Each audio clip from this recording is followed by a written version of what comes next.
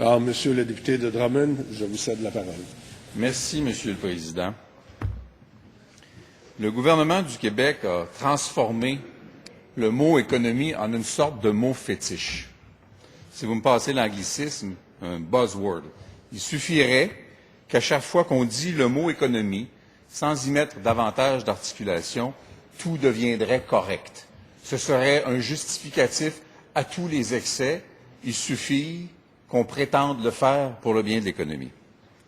Une sorte d'icône dont la mention justifie tout. On en fait n'importe quoi de l'économie.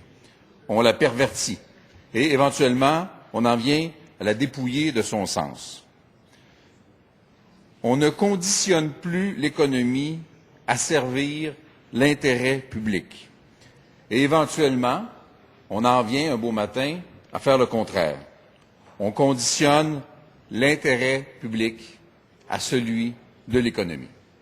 Ce qui sera jugé bon pour l'économie, dans un sens peut-être très large, peut-être très même factice, justifiera toute espèce de comportement du gouvernement, même contre la volonté extrêmement claire de la population. Éventuellement, pour des raisons un peu occultes, derrière des portes évidemment closes, cachées derrière des subterfuges, et des dispositifs habiles de communication, on attache l'économie à des intérêts particuliers. Évidemment, les gens qui bénéficient, les porteurs de ces intérêts particuliers, auront mis un grand soin à faire en sorte que ça ne paraisse pas, auront mis une attention particulière à s'organiser pour que le fait qu'ils se servent et qu'ils se gâtent ne soit pas évident. Et c'est pour ça que ça va appeler souvent d'extraordinaires opérations de relations publiques. Je ne dis pas que tout le monde qui aura fait des relations publiques dans le dossier des gaz de schiste aura été de mauvaise foi, bien au contraire. Mais je dis que dans certains cas, ça dépasse.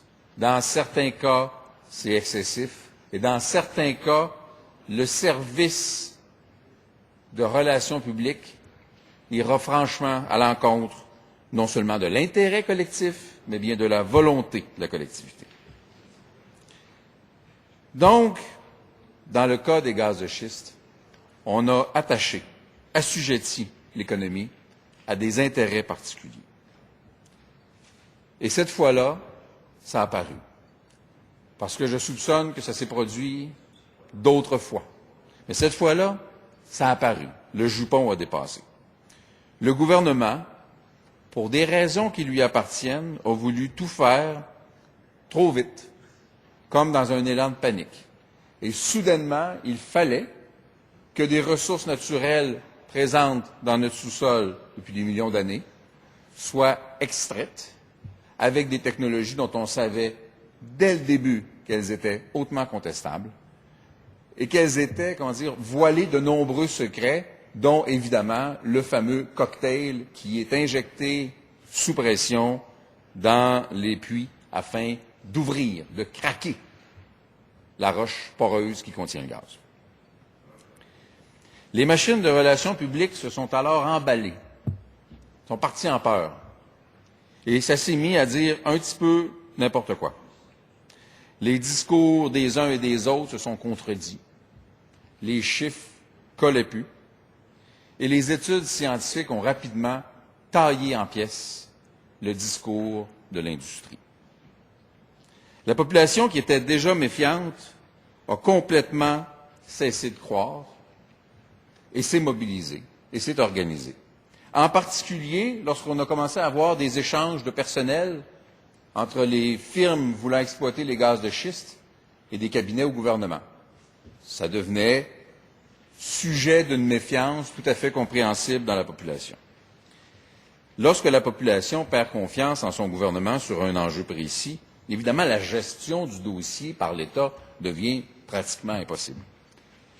Et c'est de gestes de panique en gestes de panique, de déclarations contradictoires en déclarations fantaisistes, mon collègue de Chauveau y a référé, qu'on finit par avoir un dossier où les gens sont en colère. Éventuellement, devant tout ce qui est présenté à la population, les documentaires, les analyses, les reportages dans les journaux, les tournées d'information, les associations, les groupes qui se forment, la population finit par avoir franchement peur. Elle se demande si, malgré sa volonté, on ne va pas envahir son espace. Vous savez, je suppose que lorsque des exploitants de gaz de schiste arrivaient chez quelqu'un, ils ne le faisaient pas avec leurs gros sabots impolis en disant « tasse-toi, j'ai le droit ». Ça devait être des gens fort courtois et probablement même avec une belle cravate qui allait là. Mais on est venu à imaginer des scénarios toujours plus apocalyptiques et c'était compréhensible parce que c'est ce qu'un lobby leur présentait alors que l'autre lobby était incapable de justifier sa position à grands coups de contradiction. On s'est mis à imaginer dans les villages des routes défoncées que personne ne réparerait. On s'est mis à imaginer, suite à certaines images, des robinets qui crachent le feu. On s'est mis à imaginer des étangs qui deviennent comme un peu huileux, d'une couleur étrange et d'une odeur très étrange. On s'est mis à imaginer que le voisin, pour prendre un chèque, allait, lui, accepter la présence de l'industrie des gaz de schiste sur son terrain et que nos nuits allaient être éclairées par une torchère. Des images vraisemblables dans la mesure où nous les présentait dans les médias, mais dont je suppose que ce n'est pas le quotidien de tout le monde qui est exposé à cette industrie-là. Mais c'était rendu déjà trop loin. Les emplois promis, on n'y croyait plus. Les 5500 emplois, c'est pas extraordinaire, les 5500 emplois, mais on prendrait ça, 5500 emplois au Québec. On n'y croyait plus et ils étaient attachés à l'idée d'avoir des dizaines de milliers de pluies. Personne ne voulait envisager un scénario pareil. Les promesses marchaient simplement plus. Et là, évidemment, les porte-paroles engagés, c'est leur métier, c'est correct, ont été de plus en plus prestigieux, dont certaines personnes que je connais, qui ont collaboré avec notre formation politique, pour lesquelles j'ai le plus grand respect, mais qui représentent une position et qui sont payés pour présenter une position de la façon la plus rationnelle possible et qui sont confrontés à un irrationnel que leurs prédécesseurs maladroits ont créé. Éventuellement, comme société, on commence à faire des choix. On s'appuie sur la séquence des événements pour décider de ce qu'on veut, de ce qu'on ne veut pas. Éventuellement, à travers cette crise, on se définit un morceau du projet de société. Et on dit, comme société, avec ce qu'on sait des gaz de schiste, peut-être qu'on n'en veut pas. Peut-être qu'il nous manque énormément d'informations. Peut-être qu'on n'est pas sur le bord d'accepter ça dans notre cours. On ne sait pas ce qui va arriver du sol dont on aura vidé des milliards de mètres cubes de gaz. On ne sait pas s'il va s'enfoncer un petit peu, pas du tout, doucement, rapidement. On ne sait pas s'il va y avoir des tremblements de terre plus importants, moins importants, ou pas du tout. On ne sait pas si les kilomètres de tuyaux qu'on plante dans le sol vont fuir. Mais on sait, à terme, qu'à peu près toutes brisent. On sait que les pressions qui vont s'exercer sur ces tuyaux-là vont être importantes. Et donc, on se pose des questions légitimes. Ça se peut que ça se produise jamais, ça se peut que ça se produise. Le centre du Québec, un bout de l'Estrie, est traversé par le shale d'Utica, d'une forme ovale étirée qui court sur plusieurs dizaines de kilomètres entre à peu près Bécancour et à peu près Granby. Plusieurs trous et pas mal de kilomètres de tuyaux ont déjà été percés, en particulier dans la région de Sorel et dans la région de Bécancour.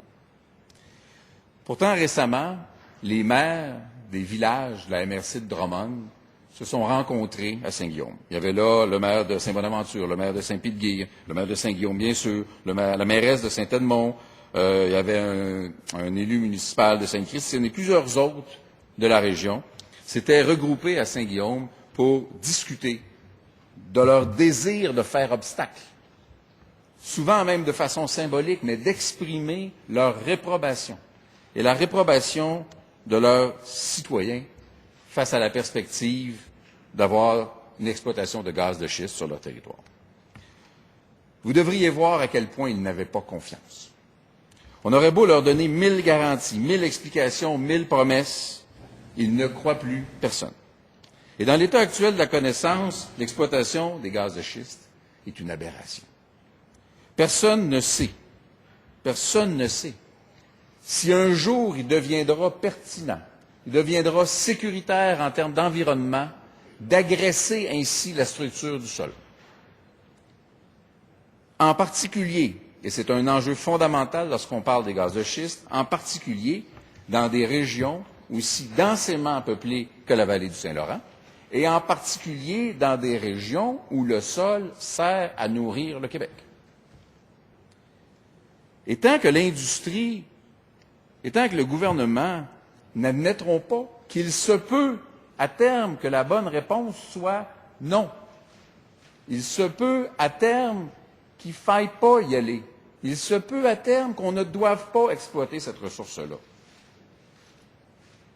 Si les gens qui sont censés nous représenter n'admettent pas la possibilité qu'avec les études, peut-être ça va être non, peut-être que les conditions ne seront jamais rencontrées, à ce moment-là, évidemment, les citoyens ne peuvent pas leur faire confiance.